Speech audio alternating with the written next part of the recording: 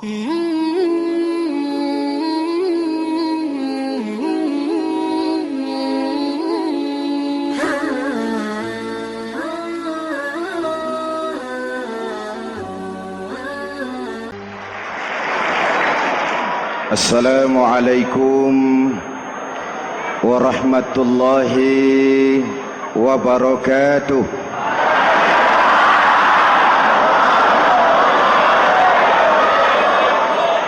Alhamdulillahi rabbil alamin, wassalatu wassalamu ala ashrafil mursalin, sayyidina wa maulana Muhammadin wa ala alihi wa sahbihi ajmain, amma ba'du.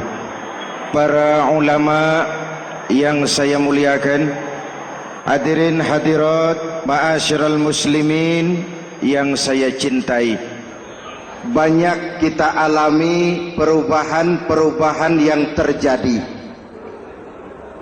baik perubahan yang menyangkut sosial budaya, lebih-lebih yang menyangkut sosial politik. Yang tidak banyak mengalami perubahan adalah sosial ekonomi. Bahkan angka kemiskinan kita naik menjadi 3/5 dari total penduduk kita hidup di bawah garis kemiskinan, dan 20% diantaranya miskin mutlak. Perubahan-perubahan yang terjadi menyadarkan kita kepada kebenaran Al-Quran ketika Allah menyatakan wa tilkal ayyamu nudawiluha bainan nas. Hari itu kami putar di antara manusia. Ada saat datang, ada waktu pergi. Ada hari lahir, ada saat kembali, ada waktu dilantik, ada saat menyerahkan jabatan. Hari kami putar di antara manusia dan hidup cuma sekadar menunggu giliran. Soalnya kemudian di tengah perubahan-perubahan yang terjadi begitu cepat, what must we do now?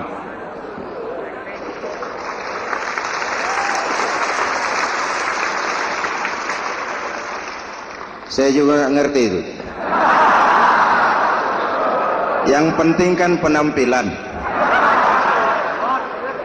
Saudara-saudara kaum muslimin di seluruh tanah air, jadi pemimpin adalah pelayan bagi orang yang dipimpinnya. Okelah, perbaikan ekonomi, pembukaan lapangan kerja baru kita serahkan kepada pemerintah, karena kita percaya mereka orang-orang terpilih belaka yang dipilih dengan kepercayaan akan mampu membawa rakyat keluar dari kesulitan. Amin. Tugas kita sekarang di zaman susah meluruskan akidah. Jangan sampai mbah dukun yang naik ke permukaan. Betul? Islam misinya yang pertama membebaskan manusia dari kemusyrikan. 13 tahun Rasul berjuang di Makkah, menanamkan akidah, meluruskan keyakinan, membentuk iman.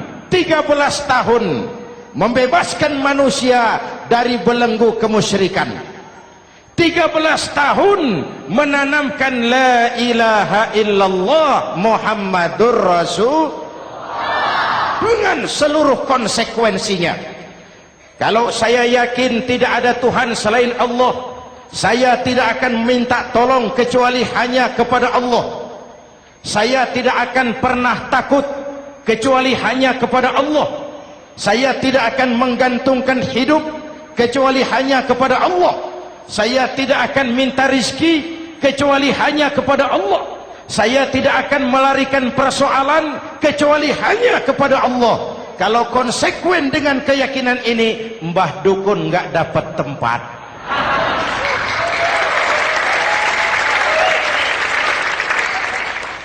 Akur? Ayo lihat secara sederhana. saya sandaran di tiang, tiangnya ambruk, sayanya jatuh. Saya sandaran di tembok, temboknya runtuh, saya juga runtuh.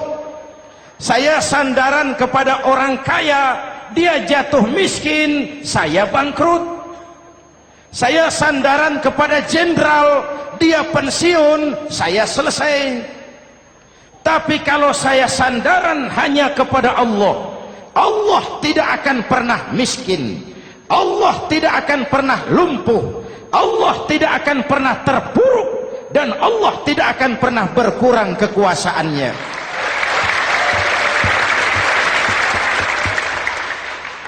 Maka umat Islam, sesulit apapun zaman yang kita hadapi, Allah juga tempat kita bersandar. Jelas? Selama ini kita iman dalam ucapan, tapi sekuler dalam perbuatan. Di masjid ada Allah, di kantor Allah tidak ada, maka korupsi merajalela.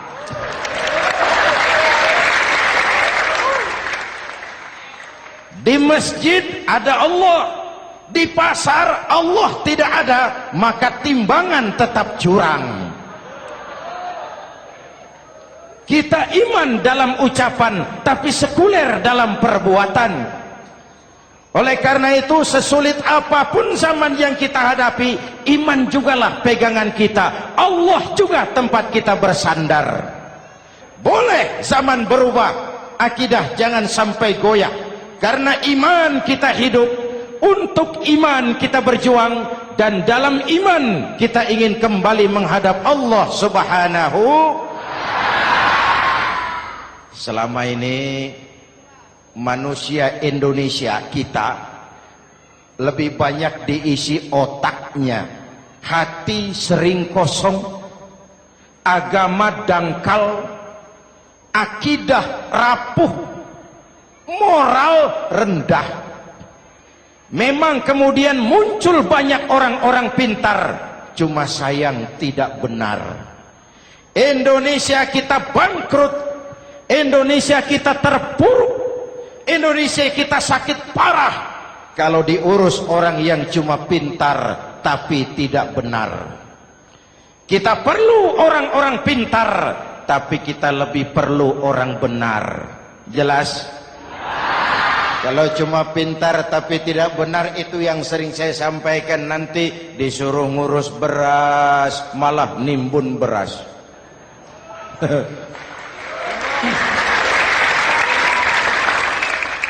Disuruh ngurus laut malah jadi bajak laut. Disuruh ngurus hutan rame-rame jadi orang hutan. Jutaan hektar hutan Indonesia kita ini merupakan kekayaan sumber daya alam kita yang harus digunakan bagi sebesar-besar kemaslahatan rakyat. Yang disuruh ngurus hukum malah bikin hukum seperti pisau, tajam ke bawah, tumpul ke atas. Jangan heran lalu di masyarakat muncul street justice, pengadilan jalanan, sebagai refleksi dari ketidakpuasan melihat sikap hukum yang sangat berpihak. Kalau yang kecil salah, hukum cepat-cepat ditegakkan.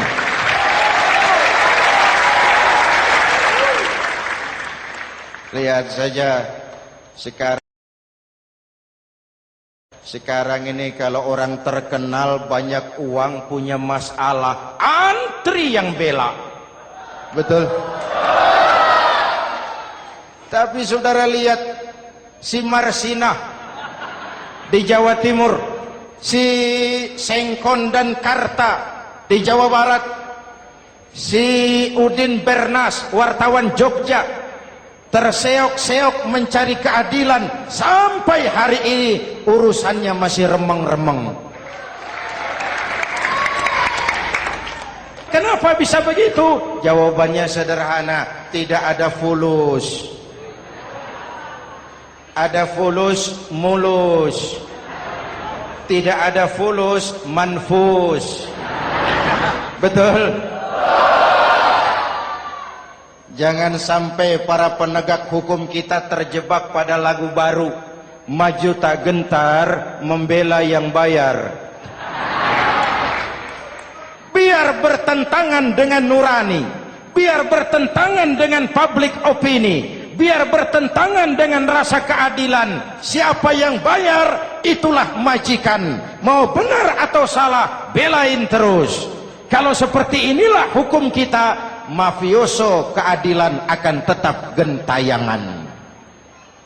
Hadirin yang saya hormati, 13 tahun beliau berjuang di Mekah, meluruskan keyakinan, memantapkan akidah, meneguhkan iman.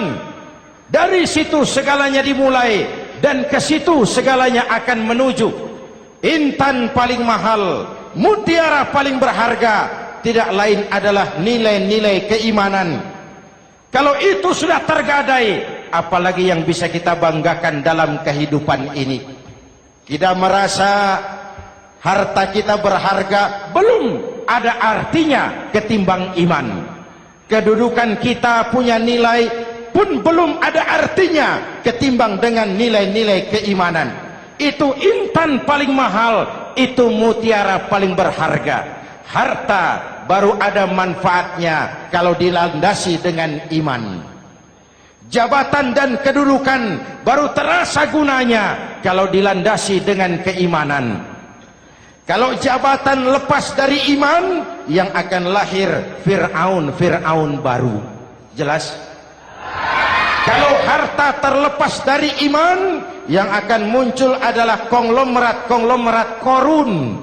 Kalau ilmu pengetahuan terlepas dari nilai dasar keimanan, maka yang akan muncul adalah ilmuwan pelacur yang menyalahkan yang benar, membenarkan yang salah untuk kepentingan pribadi.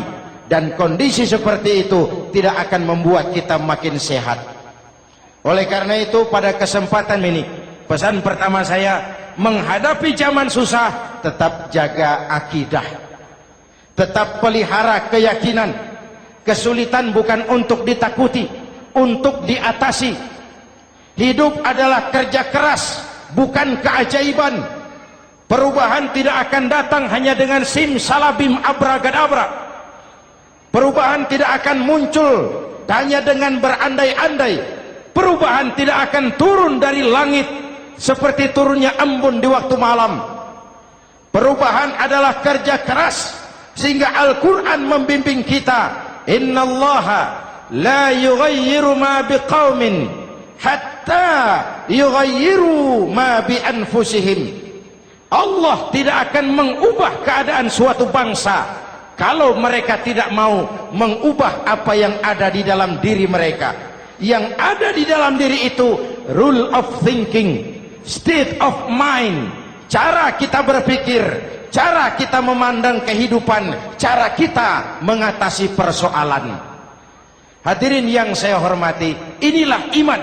Berangkat dari ini kita menyadari, ini ujian buat kita rakyat. Dan kita rakyat Indonesia ini kalau sama susah sih sudah kenyang. Ya Pak? Ya Pak?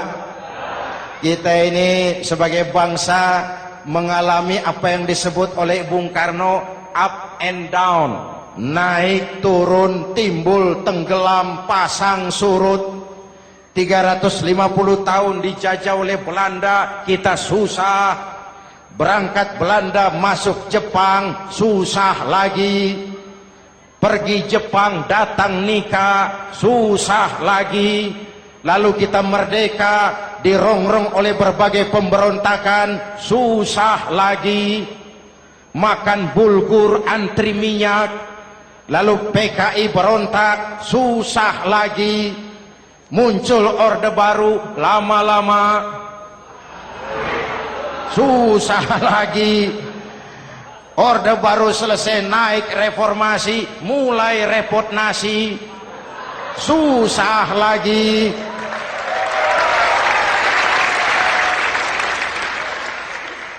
Kalau susah kita ini sudah akrab, sudah intim. Mestinya kalau sudah susah seperti itu, jangan salah sikap menyikapi kesusahan. Jangan sampai kita potong kompas, ambil jalan pintas, terjebak menghalalkan segala cara. Itu tidak akan menguntungkan, itu tidak akan menyelesaikan.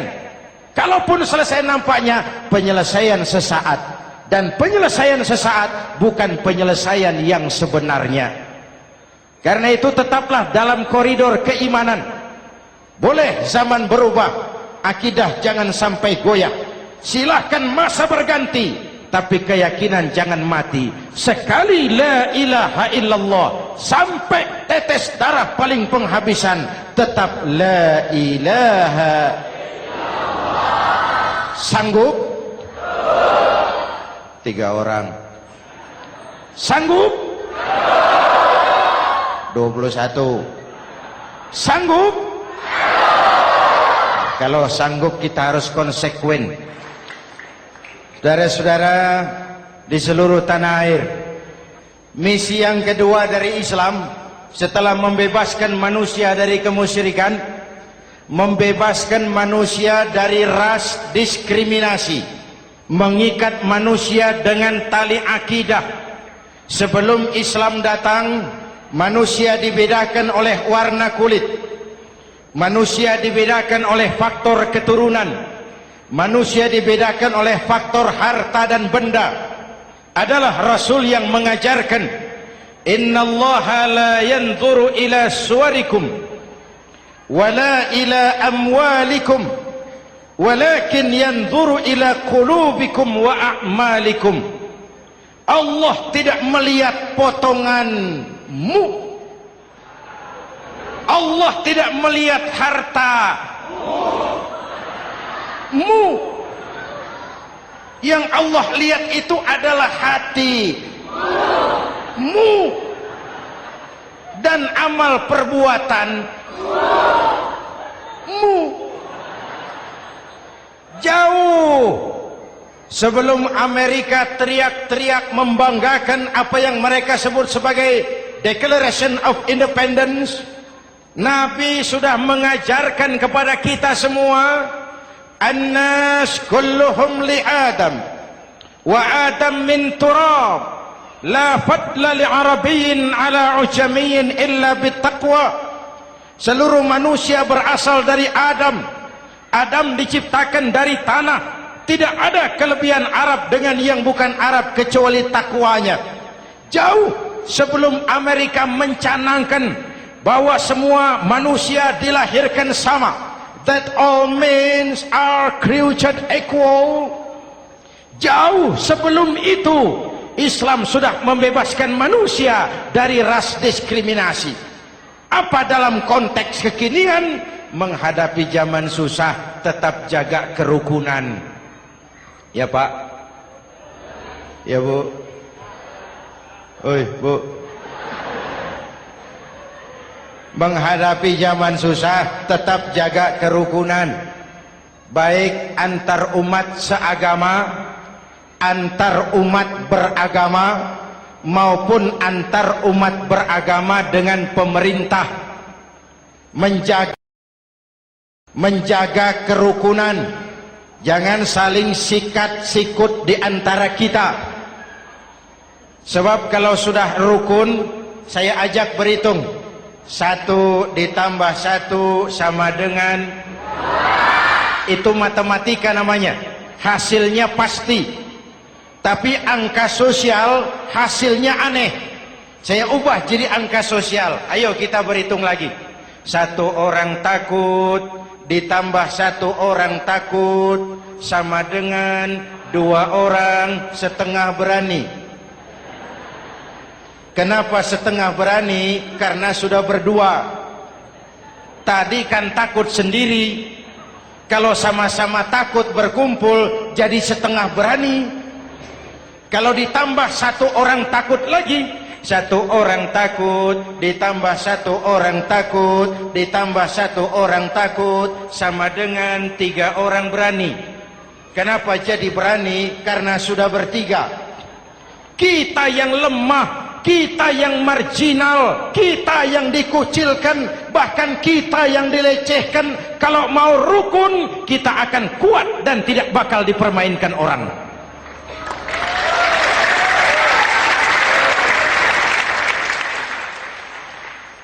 Tapi kalau rukunnya yang satu mau menikam yang lain, saya ajak berhitung lagi. Yuk berhitung yuk. 1 ekor ayam ditambah 1 ekor musang sama dengan 1 ekor musang. Kemana ayamnya? Dimakan musang. Betul nggak nih hitungan? Ayo kita hitung lagi. 1 ekor ayam ditambah 1 ekor musang sama dengan 1 ekor musang. Kemana ayamnya? Dimakan musang. Jadi kalau kita suka kumpul dengan orang yang mau makan kita, selesailah kita.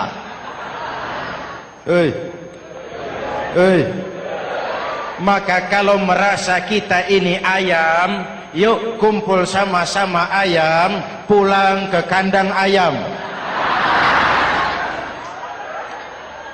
Kalau ada ayam kumpul ke kandang musang, itu namanya ayam minum baygon. Jelas? Menjaga kerukunan. Pertama, antar umat seagama, sesama muslim harus saling menjaga, harus saling memelihara. Baik dia muslim yang jadi kapolri, baik dia muslim yang jadi kasat, baik dia muslim yang jadi pengusaha, baik dia muslim yang jadi petani, nelayan, guru, semua komit menjaga semangat kebersamaan, rukun antar umat seagama. Jelas? Jelas? Hadirin yang saya hormati, atas dasar itu saya ingatkan kembali, kita semua ingin persoalan terorisme dilepaskan kaitannya dari agama manapun. Tidak ada kaitannya terorisme dengan Islam, dengan Kristen, dengan Hindu, dengan Buddha. Tidak ada kaitannya terorisme dengan pondok pesantren.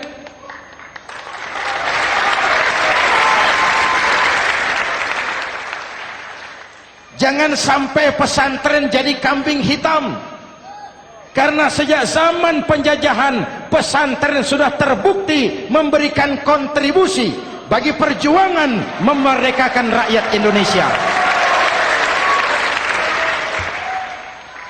Rukun antar umat seagama. Yang kedua, rukun antar umat beragama.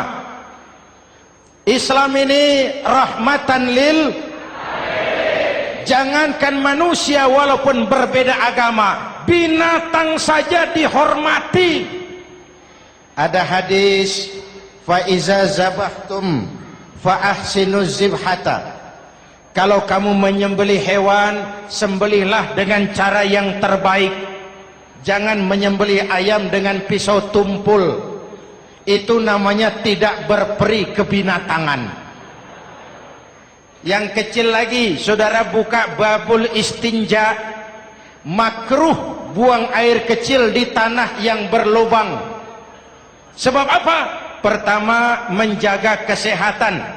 Siapa tahu di lubang yang saudara buang air kecil itu ada gas beracun. Kalau tidak, melindungi binatang yang ada di dalam lubang. Siapa tahu di lubang yang saudara buang air kecil itu ada semut sedang rapat membahas terorisme. Apa dosanya lalu mati dikencingi? Ini namanya rahmatan lis semut. Binatang saja dilindungi. Maka perbedaan agama tidak harus menyebabkan kita bertolak belakang. Perbedaan agama bukan alasan untuk saling bermusuhan.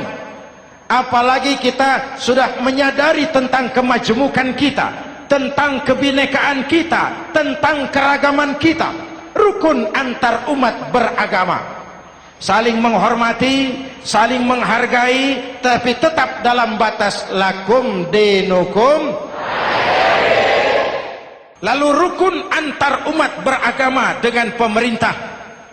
Hadirin yang saya hormati, yang benar kita dukung, yang salah kita perbaiki dan kita tegur menurut cara-cara yang diajarkan oleh agama kita. Dan sholat berjamaah, pendidikan bernegara yang paling bagus. Tadi kita sholat ada imam, ada makmum. Betul?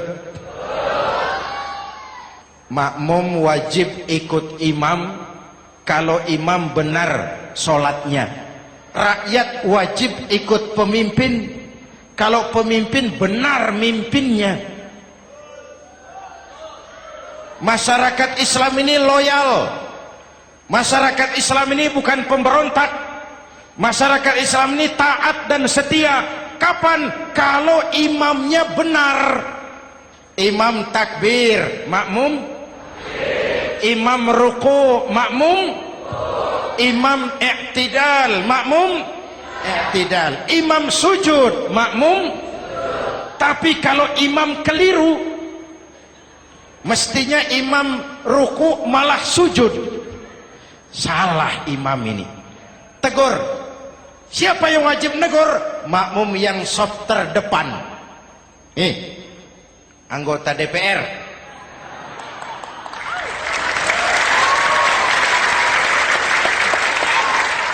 Ini wakil-wakil makmum ini, saf di depan ini. Kalau imam keliru, mereka paling tahu. Ngomong, tegur. Bagaimana negurnya? Ada aturan main. Mestinya ruku, imam sujud. Salah ini imam. Subhanallah. Kan begitu negurnya. Betul? Tidak boleh juga imam keliru, makmum emosi. Main pegang. Weh, makmum salah. Hoi, hoi. Kacau sholat. Betul? Anggota dewan ini, saf di depan. Itu kalau imam keliru. Satu saat imam buang angin. Namanya manusia bisa buang angin toh. Apa makmum lalu berkata, demi kesetiaan saya kepada imam, imam buang angin, saya lebih keras lagi. Itu namanya fanatisme buta, loyalitas yang goblok. Imam buang angin, minggir. Iyyaka na'budu wa iyyaka nasta'in. Sampai situ imam buang angin, minggir imam. Lalu saf yang di depan maju. Tidak usah bikin sholat baru, teruskan pekerjaan imam. Ihdinas siratal mustaqim. Teruskan. Kenapa? Kalau bikin sholat baru lagi, nanti buang angin lagi. Bikin lagi sholat. Kapan selesainya sholat? Kapan selesainya membangun negara ini? Yang penting imam tahu diri, buang angin, minggir.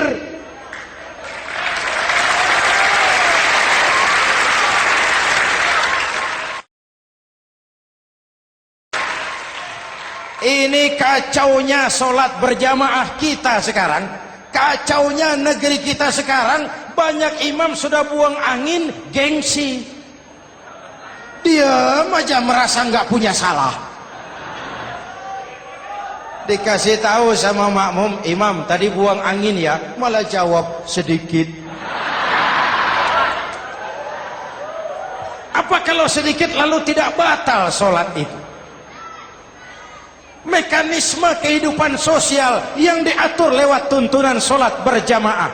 Sehingga Nabi berpesan, kun imaman muta'an au ma'muman muti'an fala takun thalisan jazu'a. Kalau jadi pemimpin, jadilah pemimpin yang ditaati. Kalau jadi makmum, jadilah makmum yang mentaati. Jangan jadi golongan ketiga pemecah belah. Di depan tidak jalan, di belakang takut, ditaruh yang di tengah, di depan didorong, yang belakang ditendang. Ini namanya biang kerok. Saudara-saudara, dari uraian singkat ini saya ambil beberapa catatan pokok. Pertama, kalau ada intan paling mahal, kalau ada mutiara paling berharga dalam hidup kita, itu tidak lain adalah karena keyakinan. Hidup jadi indah, hidup jadi berharga, hidup jadi berarti kalau didasari atas sebuah keyakinan. Dan keyakinan itu tidak lain adalah nilai iman kita, akidah kita kepada Allah Subhanahu wa ta'ala. Yang kedua, tetap menjaga kerukunan. Sesulit apapun zaman yang kita hadapi, kita tetap harus menjaga semangat kebersamaan. Kita harus tetap menjadi lem perekat yang menjaga keutuhan baik sebagai bangsa maupun sebagai umat. Perbedaan adalah wajar, harus dihormati sebagai ciri kehidupan berdemokrasi. Tapi jangan perbedaan menjadi sebab kita bermusuhan, dan jangan perbedaan menyebabkan kita saling berpecah belah. Hormati perbedaan, jangan perbedaan dipandang sebagai permusuhan. Dengan akidah yang kuat dan kebersamaan yang kokoh, ayo kita hadapi kesulitan, kita atasi kesulitan, dan dengan kerja keras untuk menyongsong hari esok yang lebih pasti. Mari kita Fatihah, semoga Allah memelihara kita bangsa Indonesia. Ala hadhihi niyah wa ila hadratin Nabi. Al-Fatihah.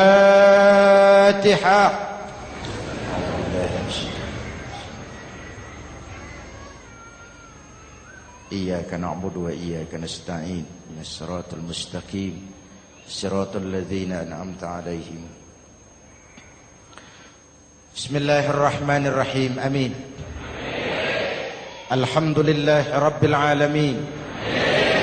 Allahumma salli wa sallim wa barik ala sayyidina Muhammadin wa ala alihi wa sahbihi ajma'in.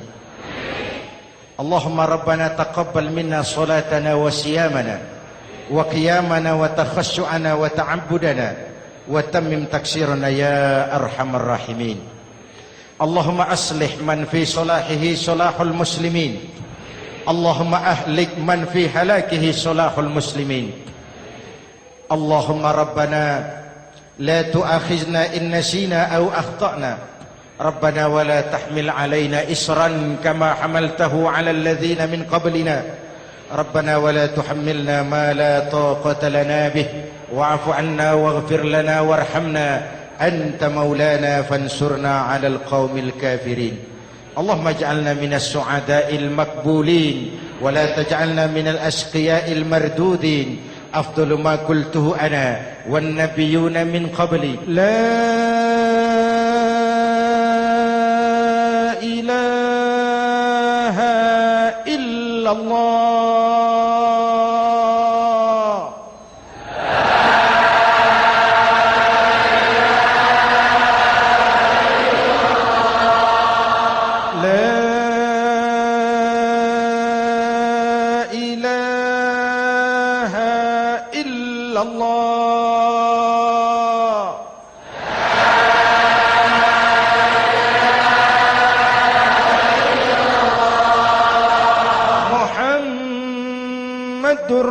Rasulullah.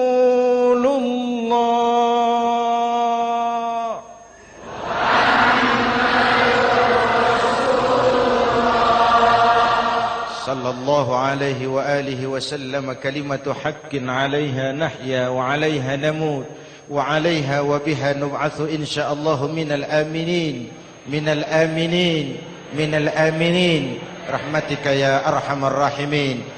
Sallallahu ala sayyidina Muhammad wa ala alihi wa sahbihi ajma'in. Ana rabbika rabbil izzati amma yasifun.